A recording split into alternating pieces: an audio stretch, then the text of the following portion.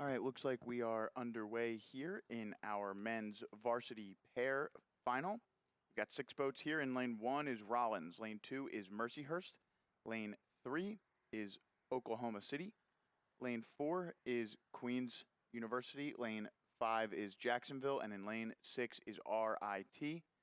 Out in front here in the early going is the pair from Oklahoma City. You see there just hitting the 500-meter mark, about a boat length out in front of Queens. Next there is lane 4. That's Jacksonville or rather Queens in lane 4. Lane 2, Mercyhurst is sitting in 3rd, followed by Jacksonville and then Rollins and RIT in that order. But you can see the Oklahoma City boat there in lane 3 beginning to pull away from the Queens University boat in lane 4. And there's a nice shot of our lead boats. Oklahoma City, of course, the winner of the time trial yesterday,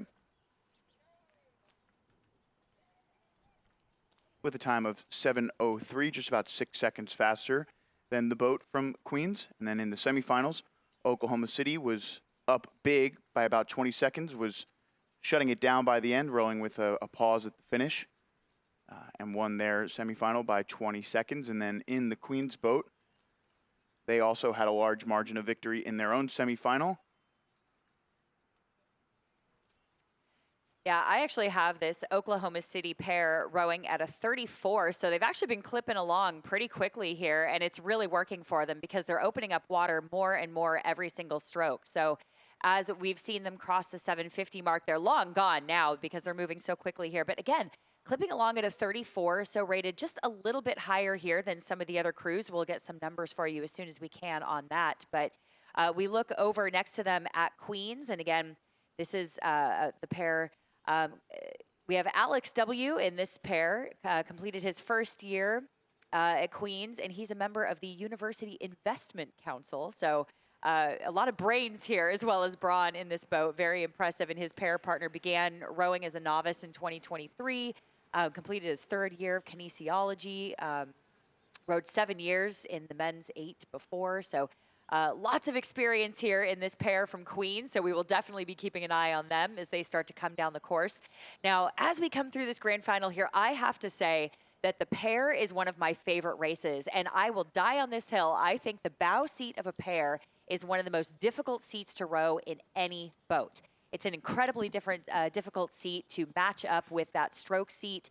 Those power curves have to be so dead on. The accuracy is incredible, and you cannot hide in a pair. So you absolutely must connect together on the front end, apply that power on the footboards from the balls of your feet to your heels all the way through the stroke in order to go straight, to apply pressure on the front of that blade at the exact same time as your pair partner. So I'm going to die on that hill. that bow seat in the pair is the most difficult seat to row. So we're looking at it now, though, a very impressive performance here from lane 3, Oklahoma City, who has multiple boat lengths to open water on the rest of the field now. But it is the race for 2nd and 3rd we're going to keep an eye on right now. That is Mercyhurst in lane 2 and Queens in lane 4, followed by Rollins in lane 1, Jacksonville in lane 5, and RIT in lane 6.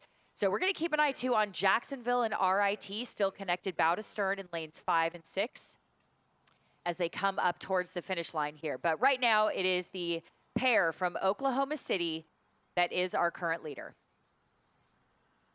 You mentioned that Alex W. in the Queens boat is a member of the investment club. His last name is actually Whitstock, so I think that's perfect. Pretty apt there. We've got Oklahoma City hitting the 1,500-meter mark first. Well out in front here, a race to the line between Queens and Mercyhurst. Looks like the Queens boat is going to get there. Just out in front of the boat from Mercyhurst, and those 2 boats looking good position to climb onto the medal stand at the end of this one, competing for the Nygaard Cup. 4th place at the moment, Rollins just out in front of Jacksonville, who leads RIT in 6th place at the moment. 300 meters left now for our lead boat from Oklahoma City.